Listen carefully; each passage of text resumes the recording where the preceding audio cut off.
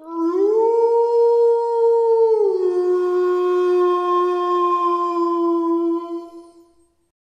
కథలోని రహస్యాన్ని పూర్తిగా తెలుసుకోవడానికి అలాగే మీకు క్లియర్గా అర్థం కావాలంటే ముందుగా ఆ ఇంట్లో దెయ్యం ఉంది మొదటి భాగాన్ని చూడండి.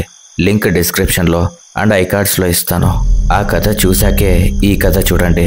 అప్పుడైతేనే మీకు క్యారెక్టర్ పేర్లు కూడా కన్ఫ్యూజన్ లేకుండా ఉంటుంది. ఇక లేట్ చేయకుండా స్టోరీలోకి వెళ్ళిపోతాం.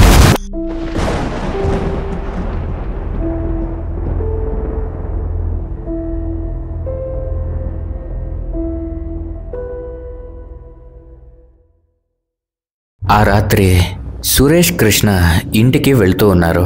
కృష్ణ డల్గా ఉండడం చూసి, ఏమైందిరా కృష్ణ, మధ్యాహ్నం ఎక్కడికో వెళ్ళొచ్చావు, అప్పటి నుండి డల్గా ఉన్నావు, ఏమైంది అని సురేష్ అడిగాడు.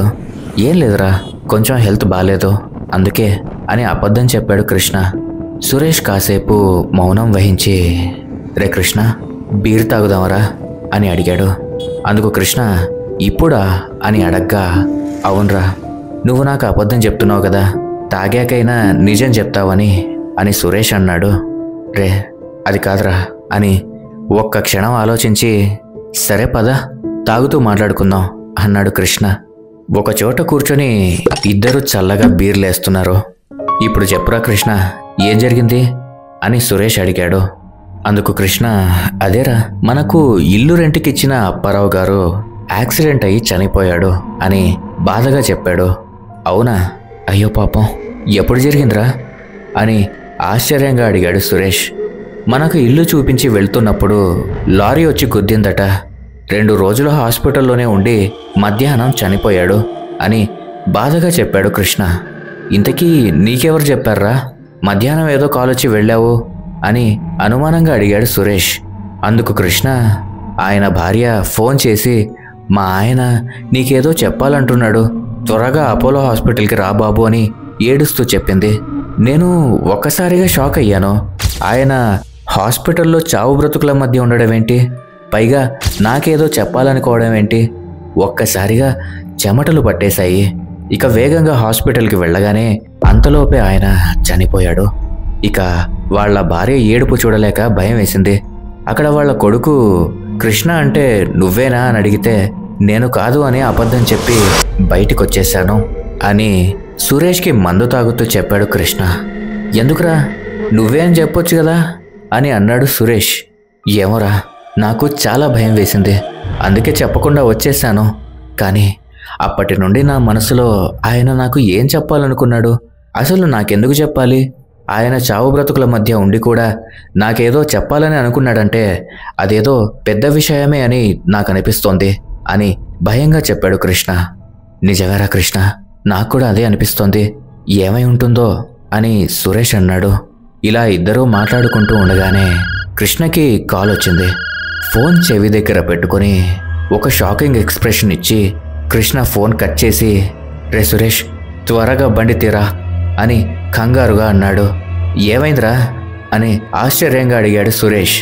నువ్వు ముందు బండి తీరా చెప్తాను అని కంగారుగానే అన్నాడు కృష్ణ. సరే అని బండి తీశాడు సురేష్. పదరా త్వరగా పోనివ్వు అని కోపంగా చెప్తున్నాడు కృష్ణ.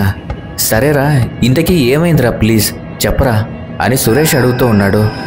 మన ఇంటి కిచెన్ గోడ మీద రక్తంతో ఈ ఇంటి నుండి వెళ్ళిపోండి అని రాసి ఉందట, రవిగడు ఫోన్ చేసి భయపడుతూ చెప్పాడు అని కృష్ణ కంగారుగా చెప్పాడు. రే కృష్ణ, నాకు కూడా ఇవన్నీ చూస్తుంటే ఆ జనాలు చెప్తోంది నిజమే అనిపిస్తోందిరా, ఆ ఇంట్లో ఏదో ఉంది అని అనుమానంగా చెప్పాడు సురేష్. రే నువ్వు ముందు త్వరగా పోనివ్వరా అని కృష్ణ అన్నాడు. కాసేపటికి కృష్ణ సురేష్ ఇంటికి వచ్చారు. రవి బయట కూర్చొని ఏడుస్తూ భయపడుతూ ఉన్నాడు. వీళ్ళని చూసి, రే రండిరా అని భయపడుతూ తీసుకెళ్ళి చూపించాడు. వాళ్ళిద్దరూ అది చూడగానే షాక్ అయ్యి భయపడిపోయారు. మొత్తం గోడల మీదంతా అదే రాసి ఉంది. కృష్ణ కాస్త పక్కకొచ్చి, రే రవి, మరి కిరణ్ గడ్ ఎక్కడికి వెళ్ళాడు అని రవిని అడగ్గా, వాడు ఎక్కడికో బయటికి వెళ్ళాడురా అని అంటూ ఉండగానే అప్పుడే కిరణ్ కూడా లోపలికొచ్చాడు. ఏంట్రా ఏమైంది, అందరూ అలా ఉన్నారు అని నవ్వుతూ అడిగాడు. ఒకసారి అక్కడ చూడరా అని కోపంగా అన్నాడు రవి. అది చూసిన కిరణ్ భయపడి రే మామా, ఏంట్రా ఇలా రాశారు? ఇలా గోడల మీద ఎవరు రాశారా అని అడిగాడు. అందుకు సురేష్, అది తెలియకనే కదా ఇక్కడ కూర్చున్నాము అన్నాడు. ఇంతలో కృష్ణ, అవును, ఇంతవరకు నువ్వెక్కడికి వెళ్ళావురా అని కిరణ్ని అడిగాడు. సిగరెట్ తాగుదామని అలా బయటికి వెళ్ళాను అని నార్మల్గా చెప్పాడు కిరణ్. నీ అబ్బా, వాడిని అలా ఒక్కడినే వదిలేస్తేలా? వాడు అసలే భయపడతాడని మనందరికీ తెలుసు కదా అని కోపంగా అన్నాడు కృష్ణ. ఇక వాళ్ళ నలుగురికి ఇది ఎవరు చేశారో అర్థం కాక అలా అయోమయంగా కూర్చుని ఉన్నారు. అలా ఉండగా ఉన్నట్టుండి ఇంట్లో ఒక భయంకరంగా నవ్వుతున్న శబ్దం వస్తుంటే ఈ నలుగురు భయపడి అందరూ ఒక దగ్గరకొచ్చి ఒకరినొకరు పట్టుకుని భయపడుతూ కూర్చున్నారు. ఎవరు నువ్వు? దమ్ముంటే ముందుకురా అని కృష్ణ కోపంగా అరుస్తున్నాడు. వీడేంట్రా బాబు, దెయ్యాన్ని కనపడమంటున్నాడు, అది గాని నిజంగా వస్తే ఇక్కడ తడిచిపోతుంది అని భయపడుతూ అంటున్నాడు రవి. రే కృష్ణ, నువ్వు గమ్మనుండ్రా, ఏంట్రా అలా అరుస్తున్నావు? అది ఖచ్చితంగా దెయ్యమే, దానికి కోపం వస్తే మనల్ని చంపేస్తుందిరా అని భయంగా ఏడుస్తూ చెప్తున్నాడు రవి. అయితే చంపుతుంటే చూస్తూ ఉంటామా అని కోపంగా అంటున్నాడు కృష్ణ. ఇక కిరణ్, లాభం లేదురా, వీడు మనల్ని పక్కా చంపించడానికే ఉన్నాడు అని అంటూ ఉండగా ఇంతలోనే ఆ దెయ్యం గొంతు, రే, ఈ ఇంటికి మగవాసనే తగలకూడదు, అలాంటిది మీరు 2 రోజుల నుండి ఇక్కడే ఉంటున్నారు, త్వరగా ఈ ఇంటి నుండి వెళ్ళిపోండి లేదంటే చేస్తారు అని ఆ దెయ్యం కోపంగా అరుస్తూ ఉంది. ఆ ముగ్గురు ఆ అరుపులు విని భయపడుతూ ఉంటే కృష్ణ మాత్రం మేము వెళ్ళము అని మొండిగా మాట్లాడుతున్నాడు.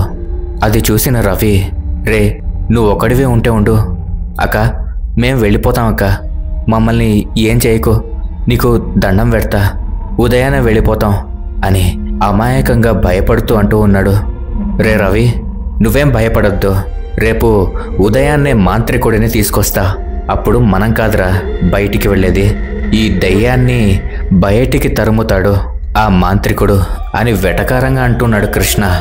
ఒక్కసారిగా భీకర వేగంతో బలమైన అరుపుతో, రే, నిన్ను చంపేస్తా, నీ రక్తం తాగుతారా అని మళ్ళీ కోపంతో విచిత్రమైన నవ్వు నవ్వుతూ, మాంత్రికుడిని తీసుకుని వస్తావా అని గట్టిగా నవ్వుతూ, తీసుకురారా, నిన్ను వాడిని ఇద్దరిని రక్తం తాగి చంపుతా అని కోపంగా ఆ దెయ్యం గట్టిగా నవ్వుతూ అంటూ ఉండగా సడన్గా ఇంట్లో కరెంటు పోయింది.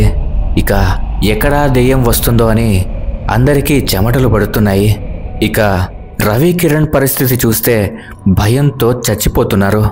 అందరూ ఒకరినొకరు పట్టుకుని నిశ్శబ్దంగా అడుగులు వేసుకుంటూ కదులుతుంటే మరోవైపు చిన్నగా గజ్జల శబ్దం వినిపిస్తోంది.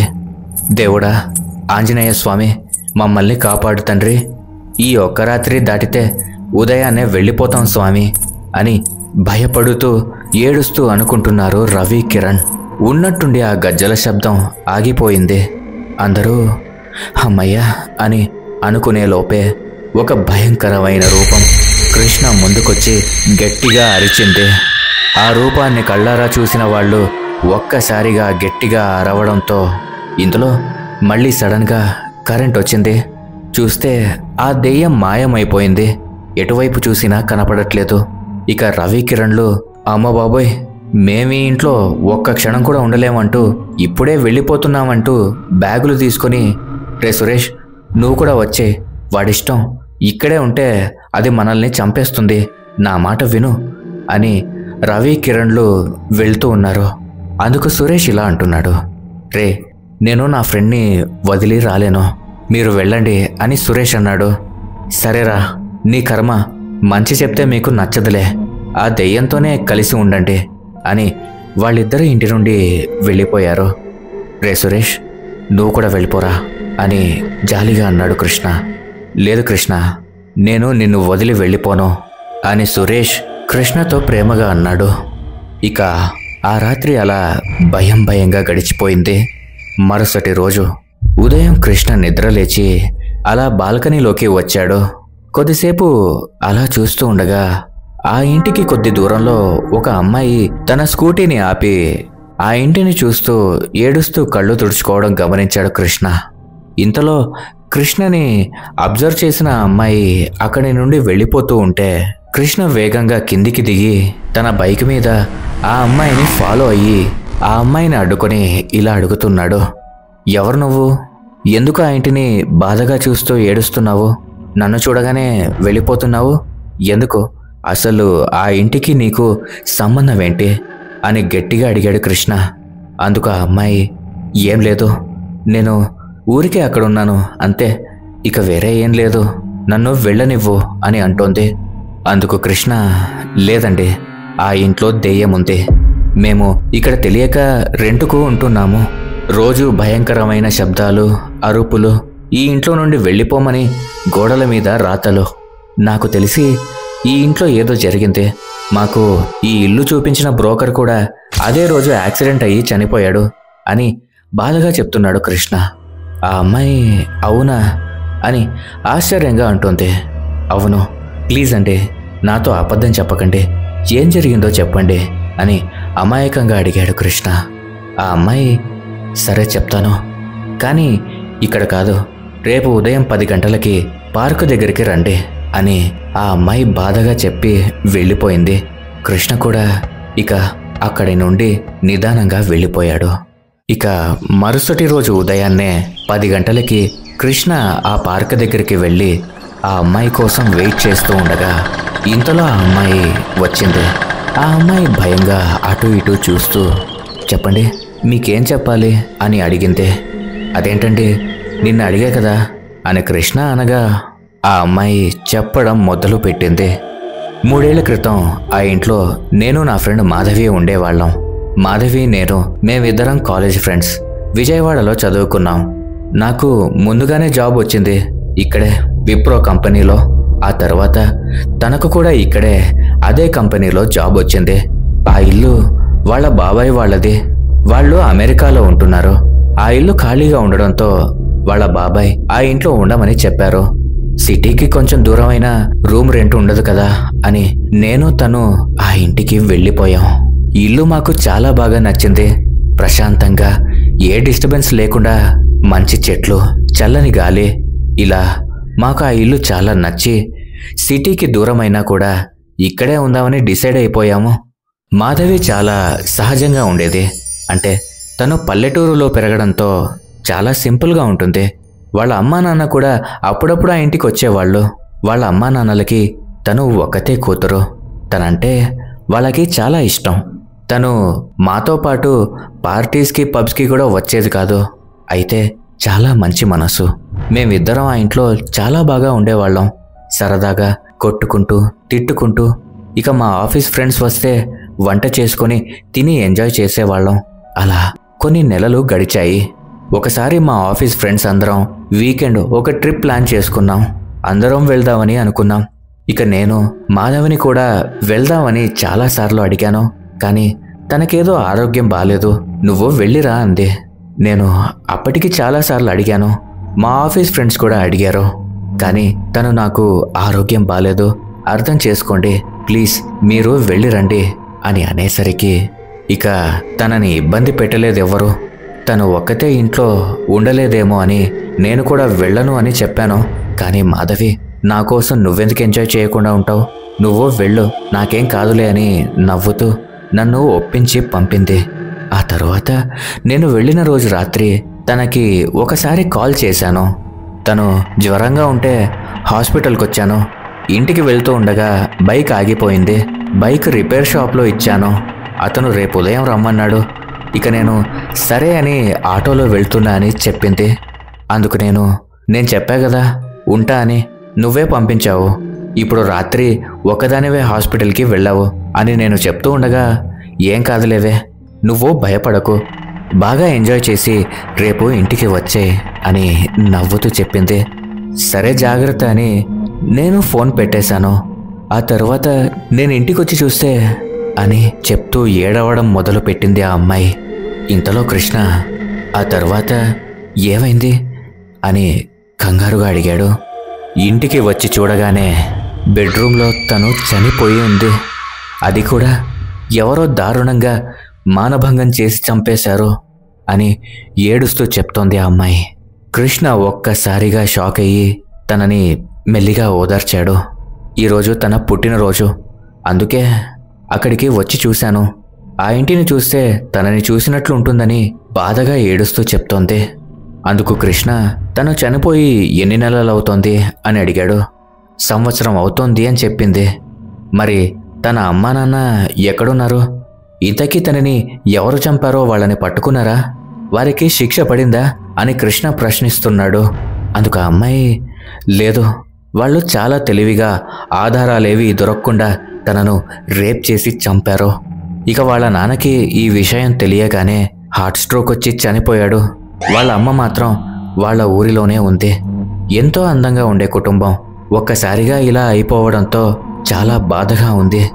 మాధవి అంటే నాకు చాలా ఇష్టం అని గుర్తు తెచ్చుకొని మరీ ఏడుస్తోంది ఆ అమ్మాయి. అందుకు కృష్ణ, ఏడిస్తే సరిపోదండి, తనని చంపిన వారికి శిక్ష పడేలా చేయాలి, లేదా వాళ్ళని కూడా అలానే చంపాలి. అప్పుడే మాధవి ఆత్మ శాంతిస్తుంది అని కృష్ణ కొద్దిగా కోపంగా అన్నాడు. అవును, కానీ వాళ్ళెవరు, ఎలా ఉంటారో కూడా తెలియదు కదా, ఎలా పట్టుకొని శిక్ష పడేలా చేసేది అని ఆ అమ్మాయి అడగ్గా కృష్ణ సూటిగా ఆ అమ్మాయి కళ్ళలో చూస్తూ, మీ ఫ్రెండ్ చెప్తుంది అని అన్నాడు. మా ఫ్రెండ్ ఎవరు అని అనుమానంగా అంటోంది ఆ అమ్మాయి. మీ ఫ్రెండ్ మాధవి అని కృష్ణ చెప్పగా, నీకేమైనా పిచ్చా, తను చనిపోయింటే ఎలా చెప్తుంది అని కోపంగా అంటోంది ఆ అమ్మాయి. తను చనిపోయింది, కానీ తన ఆత్మ మాత్రం ఆ ఇంట్లోనే ఉంది. రోజు మమ్మల్ని ఇంట్లో నుండి వెళ్ళిపోమని రాత్రిపూట అరుపులు వినిపిస్తున్నాయి. ఇక నాకు తన ఆత్మ కూడా కనిపించింది. అది తెలుసుకుందామని నేను నిన్ను ఫాలో అయ్యి ఇదంతా అడుగుతున్నాను అని కృష్ణ చెప్పాడు.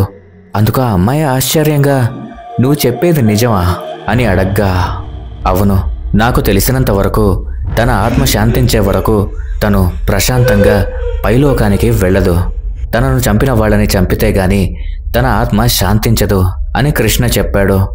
నీకు నీ ఫ్రెండ్ ఆత్మని శాంతపరిచి పైలోకానికి పంపించడం ఇష్టం లేదా అని ప్రశ్నించాడు కృష్ణ. అదేంటి, తనంటే నాకు ప్రాణం, తన ఆత్మ సంతోషం కోసం నేను ఏమైనా చేస్తాను, ఏం చేయాలో చెప్పు అని ఆ అమ్మాయి అడిగింది. అందుకు కృష్ణ, నువ్వు నాతో పాటు ఆ ఇంటికి వచ్చి మీ ఫ్రెండ్ని ప్రేమగా పిలువు, ఖచ్చితంగా నీ గొంతు విని నీకోసం ఆ ఆత్మ వస్తుంది అని కృష్ణ అన్నాడు. అందుకు ఆ అమ్మాయి, అలాగే, కానీ భయంగా ఉంది అని అమాయకంగా అంది. అందుకు కృష్ణ, ఏం కాదు, మీ ఫ్రెండే కదా, నిన్ను ఏమీ చేయదు, నీకు అన్నీ చెప్తుంది. తనను ఎవరు చంపారో, ఎలా చంపారో అప్పుడు వాళ్ళ అంతు చూద్దాం అని కోపంగా అన్నాడు కృష్ణ.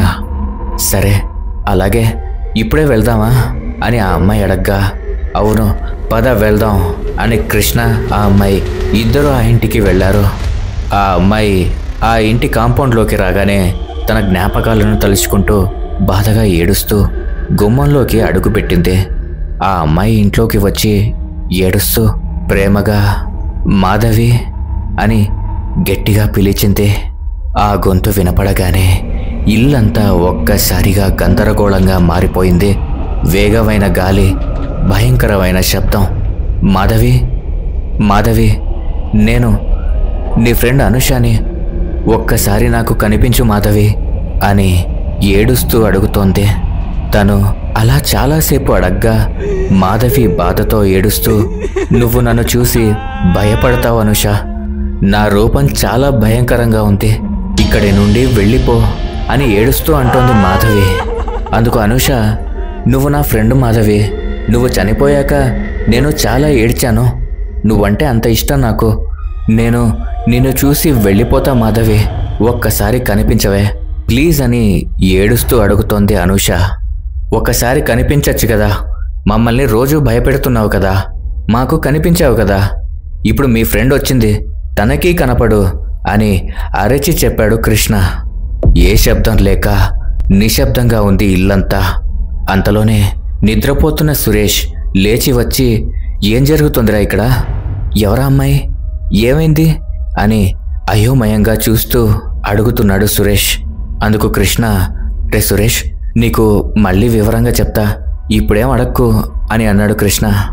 కృష్ణ, తనకు నన్ను చూడడం ఇష్టం లేదు, తనకి నేనంటే ఇష్టం లేదు. నేను మాత్రమే తనని ఫ్రెండ్ అనుకున్నాను, తను అనుకోలేదు. సరే మాధవి, నేను వెళ్తానులే, నిన్ను ఇబ్బంది పెట్టను, ఇక నేను వెళ్తాను కృష్ణ అని ఏడుస్తూ కోపంగా చెప్తూ అనూష గుమ్మం దగ్గరికి వెళ్ళగానే అనూష అని ప్రేమగా ఒక పిలుపు వినపడింది. అనూష ఒక్క క్షణం ఆగి వెనక్కి తిరిగి చూడగా ఒక వెలుతురు కనిపిస్తూ ఆ వెలుతురు నుండి ఒక రూపం మెల్లగా కనిపిస్తోంది.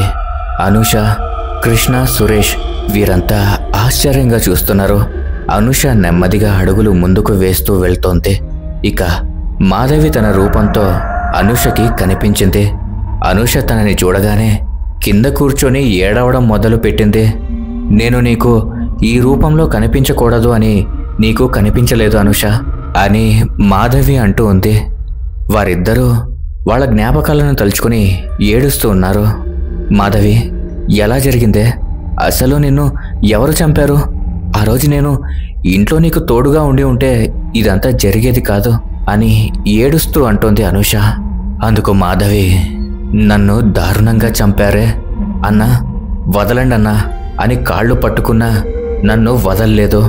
అందుకే నేను వాళ్ళని చంపితే కానీ నా ఆత్మ శాంతించదు అని కృష్ణ వైపు కోపంగా చూసి, నేను మిమ్మల్ని ఇంట్లో నుంచి వెళ్ళిపోమన్నా కదా అని కోపంగా వచ్చి కృష్ణ గొంతు పట్టుకుంది. అక్కడున్న సురేష్ విడిపించడానికి ట్రై చేయగా ఒక్క అరుపుతో కళ్ళు తిరిగి పడిపోయాడు సురేష్. ఇంతలో అనూష వచ్చి, మాధవి, తనని వదులు, తనే నన్ను ఇక్కడికి తీసుకొచ్చాడు, నువ్వు ఆత్మగా ఉన్నావని తెలిసింది తన వల్లే, తనకి నీకు జరిగిందంతా చెప్పాను, నీ ఆత్మ శాంతించాలంటే నిన్ను చంపిన వాళ్ళని అదే విధంగా చంపితే కానీ నీ ఆత్మ శాంతించదు అని నన్ను ఇక్కడికి తీసుకొచ్చి నిన్ను ఎవరు చంపారో ఎలా చంపారో తెలుసుకోమని చెప్పాడు అని అనూష చెప్పగా అప్పుడు ఆత్మగా ఉన్న మాధవి శాంతించి కృష్ణని వదిలిపెట్టింది. కృష్ణ, బ్రతికిపోయారా బాబు అని ఊపిరి పీల్చుకొని వెళ్ళి కళ్ళు తిరిగి పడిపోయిన సురేష్ని నీళ్లు చల్లి లేపాడు. తను లేవగానే, రే కృష్ణ, వెళ్ళిపోదాం పదరా, ఆ దయ్యం మనల్ని చంపేస్తుంది అని భయంగా సురేష్ అంటూ ఉన్నాడు. ఏం కాదురా, నువ్వు భయపడకు అని ధైర్యం చెప్పి సురేష్ని కూర్చోబెట్టాడు కృష్ణ.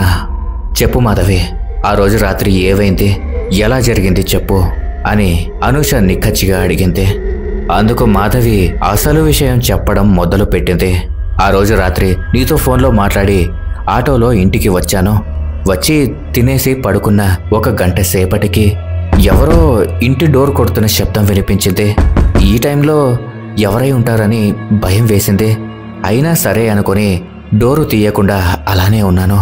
ఇంతలో తలుపుని గట్టిగా కొట్టడం మొదలు పెట్టారు. నాకు చాలా భయం వేసింది. కానీ నన్ను సర్ప్రైజ్ చేయడానికి నువ్వేమైనా వచ్చావా అనుకుని మెల్లగా వెళ్ళాను. డోర్ తీద్దామనుకుంటే భయం వేస్తుంది. ఇక ధైర్యం చేసి డోర్ తెరవగానే లోపలికి నలుగురు వచ్చారు. అందులో ఇందాక నేను వచ్చిన ఆటో డ్రైవర్ కూడా ఉన్నాడు. అన్నా, ఎవరు మీరు? ఏంటి ఇలా లోపలికొచ్చారు? బయటికి వెళ్ళండి, నేను పోలీసులకు కాల్ చేస్తాను అని అనగానే నన్ను కొట్టి తీసుకెళ్లి బలవంతంగా మానభంగం చేశారు అని మాధవి ఏడుస్తూ చెప్పింది. అందుకు కృష్ణ, నువ్వు వాళ్ళని చూస్తే గుర్తుపడతావా అని అడిగాడు. జరిగి 1 సంవత్సరం అవుతుంది, వాళ్ళు మనకు ఎలా దొరుకుతారు అని అనూష అనగా, ఎలాగైనా నేను వాళ్ళని చంపిగాని నేను ప్రశాంతంగా ఈ లోకాన్ని విడిచిపెట్టి పోను అని కోపంగా పళ్ళు నూరుతూ అంటోంది మాధవి. వాళ్ళని మనం పట్టుకోవాలంటే ఒకటే మార్గం అని అన్నాడు కృష్ణ. ఏంటది అని ఆశ్చర్యంగా అనూష అడగ్గా, నీ శరీరంలోకి తను ప్రవేశించాలి, అప్పుడైతేనే బయటికి వెళ్ళి మనం వెతకగలం, వాళ్ళు కనిపిస్తే తను గుర్తుపట్టగలదు అని కృష్ణ అన్నాడు.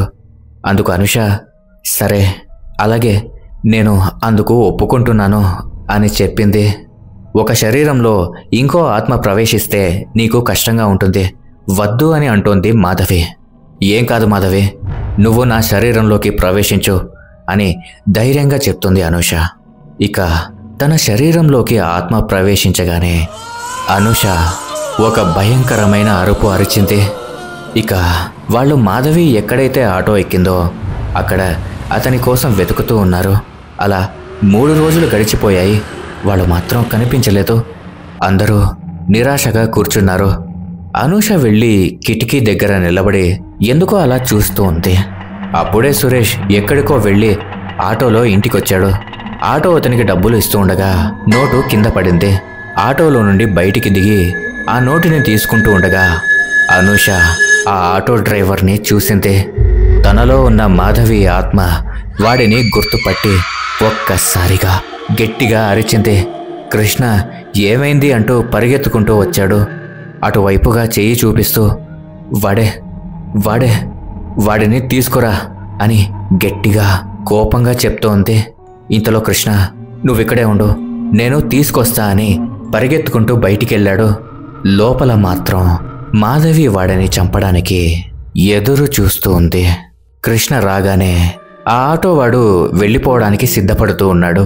ఇంతలో సురేష్ ఏమైందిరా అని కృష్ణని అడగ్గా, రే సురేష్ వాడే అట్రా అని ఆ ఆటో వెనక పరిగెత్తాడు కృష్ణ. వెనకాలే బైక్ తీసుకుని వచ్చి కృష్ణని ఎక్కించుకొని కృష్ణ సురేష్ ఇద్దరూ ఆ ఆటోని ఫాలో అవుతూ ఉన్నారు. కొద్ది దూరం వెళ్ళాక ఆ ఆటో వాడిని పట్టుకున్నారు. ఆ ఆటోవాడు కంగారుగా ఎవరు మీరు, ఎందుకు నన్ను పట్టుకున్నారు అని అడుగుతూ ఉన్నాడు. చెప్తాం పదా అని కృష్ణ వాళ్ళు అనగా, ముందు చెప్పండి, ఆ తర్వాతే రావాలో లేదో నేను చెప్తా అని ఆ ఆటోవాడు అన్నాడు. వాడు ఎంతకీ మాట వినకపోవడంతో వాడికి 4 తగిలిచ్చి కృష్ణ సురేష్ వాడిని అక్కడి నుండి తీసుకెళ్లారు. ఆ ఇంటి దగ్గరికి వాడిని తీసుకురాగానే వాడు భయపడి పారిపోవడానికి ట్రై చేశాడు. కానీ కృష్ణ వాడిని బలవంతంగా లోపలికి తీసుకొచ్చాడు. వాడు లోపలికి రాగానే ఒక భయంకరమైన నవ్వుతో రారా అని అంటూ ఒక పిలుపు. వాడికి ఇక చెమటలు పట్టేశాయి. ప్లీజ్ అన్నా నన్ను వదలండి, నేను వెళ్ళిపోతాను అని ఏడుస్తూ అంటున్నాడు. అప్పుడు నేను కూడా ఇలానే అడిగా కదరా అన్నా, నన్ను వదలండి అన్నా అని, మీరు నన్ను బలవంతంగా రేప్ చేసి చంపేశారు కదరా అని ఏడుస్తూ అంటోంది మాధవి. రే ఆ రోజు ఉన్న ఆ ముగ్గురిని కూడా పిలువు, అప్పుడు ఎలాగైతే పిలిచావో అలా ఇప్పుడు పిలువు, వస్తారు, లేదంటే నువ్వు ఘోరమైన చావు చేస్తావు అని వాడిని బెదిరించింది మాధవి. వాడు భయపడి అలాగే పిలుస్తాను, కానీ నన్ను వదిలేయని అన్నాడు. అప్పుడు మాధవి ఒక భయంకరమైన నవ్వు నవ్వింది. ఇంతలో ఆ ఆటోవాడు తన 3 స్నేహితులకి ఫోన్ చేసి, రే ఇక్కడ ఒక అమ్మాయి ఒంటరిగా ఉందిరా, రండి అని పిలిచాడు. వాళ్ళు అలాగే వస్తున్నామని ఆనందంగా అక్కడి నుండి బయలుదేరారు. ఇంతలో ఇక్కడ ఈ ఆటో వాడికి చుక్కలు చూపిస్తోంది మాధవి. కృష్ణ సురేష్ వారు మాత్రం అలా నిలబడి చూస్తూ ఉన్నారు. ఇంతలో ఆ 3 మందు తాగుతూ లోపలికొచ్చారు. వాళ్ళు లోపలికి రాగానే తలుపు దానంతటదే మూసుకుపోయింది. అక్కడ ఆ ఆటో వాడికి ఉన్న రక్తగాయాలు చూశారు. ఏమైందిరా అని ఆ 3 వచ్చి అడగ్గా, రే మనం 1 సంవత్సరం కింద ఒక అమ్మాయిని ఈ ఇంట్లో రేప్ చేసి చంపేశాం కదా, ఆ అమ్మాయి ఇప్పుడు దెయ్యమైందిరా అని అంటూ రక్తం కక్కుతూ చెప్పాడు. అది విన్న ఆ 3 భయపడి పారిపోవడానికి ట్రై చేశారు. అప్పుడు అనూష నుండి ఆత్మ బయటికి వచ్చి వారందరికీ తన విశ్వరూపం చూపించింది. ఇక కృష్ణ సురేష్ అనూషని పక్కకి తీసుకెళ్లారు. ఇక మాధవి ఆ 4 అతి ఘోరంగా చంపి తన పగ తీర్చుకుంది. వారి శవాలను కృష్ణ సురేష్ అదే రోజు అర్ధరాత్రి వెళ్ళి పాతిపెట్టేశారు. ఇక మాధవి ఆత్మ శాంతించి ఈ లోకాన్ని వదిలి వెళ్లే సమయం వచ్చింది. నాకు బ్రతకాలనుంది, మిమ్మల్నందరినీ వదిలి వెళ్ళబుద్ధి కావట్లేదు అని అనూషని చూసి ఏడుస్తూ అంటోంది మాధవి. అనూష కూడా తనని చూస్తూ ఏడుస్తూ ఉంది. వాళ్ళిద్దరినీ చూసి కృష్ణ సురేష్ కూడా చాలా బాధపడుతున్నారు. అనూష మా అమ్మ నాన్న బాగున్నారా అని మాధవి అడగ్గా, హా వాళ్ళు ఇప్పుడిప్పుడే అన్నీ మర్చిపోయి కాస్త కుదుట పడుతున్నారు అని అనూష అంది. మా అమ్మ నాన్నల్ని అప్పుడప్పుడు కలుస్తూ ఉండు అని మాధవి అడగ్గా అనూష అలాగే అని అంది. ఇక సరే అని కృష్ణ సురేష్ని చూసి చిన్నగా నవ్వి మాధవి అనంత లోకాలకు పయనమవుతుంది. తర్వాత కాసేపటికి అనూషని కృష్ణ ఇలా అడిగాడు, అవును అనూష, మాధవి వాళ్ళ నాన్నగారు చనిపోయారు కదా, మరి ఆ విషయాన్ని తన దగ్గర ఎందుకు దాచావు ఎందుకు చెప్పలేదు అని అడిగాడు. అందుకు అనూష, మాధవి ఇప్పుడే ఈ లోకాన్ని విడిచి ప్రశాంతంగా వెళ్తోంది. మళ్ళీ వాళ్ళ నాన్న చనిపోయాడని చెప్తే తను ఇంకా బాధపడుతుంది. ఆ విషయాన్ని చెప్పి తన ఆత్మని ఇంకా శాంతించుకోకుండా చేయడం నా తప్పు అవుతుంది. అందుకే చెప్పలేదు అంటుంది అనూష. అవును నిజమే, ఇప్పుడు తను ఆనందంగా వెళ్ళిపోయింది అని వాళ్ళ ముగ్గురు మాట్లాడుకుంటూ ఉన్నారు. అలా వాళ్ళ స్నేహం కూడా బలపడింది. ఆడవారు మీరు ఎక్కుతున్న ఆటో కూడా మీకు సురక్షితం కాదు. మీరు ఇంట్లో ఒకరే ఉంటే మీరు ఎక్కిన ఆటో వాడికి కూడా మీ ఇంటి అడ్రస్ తెలియకూడదు. మీరు వీలైతే వీధి చివరి ఆటో దిగి ఇంటికి నడుచుకుంటూ వెళ్ళడం మంచిది. ఓకే ఫ్రెండ్స్, ఇది ఇవాల్టి స్టోరీ. తిరిగి ఇంకొక కథతో మళ్ళీ వస్తాను. అంతవరకు సెలవు. ఓకే ఫ్రెండ్స్, ఈ స్టోరీ కనుక మీకు నచ్చినట్లయితే ఖచ్చితంగా ఈ వీడియోని ఒక లైక్ చేసి మీ అభిప్రాయాలను కామెంట్ చేసి మీ స్నేహితులు మరియు బంధువులతో షేర్ చేసుకోండి. అలాగే మా ఛానల్ని సబ్స్క్రైబ్ చేసుకొని పక్కనున్న బెల్ సింబల్ని యాక్టివేట్ చేసుకోండి. Thanks for watching.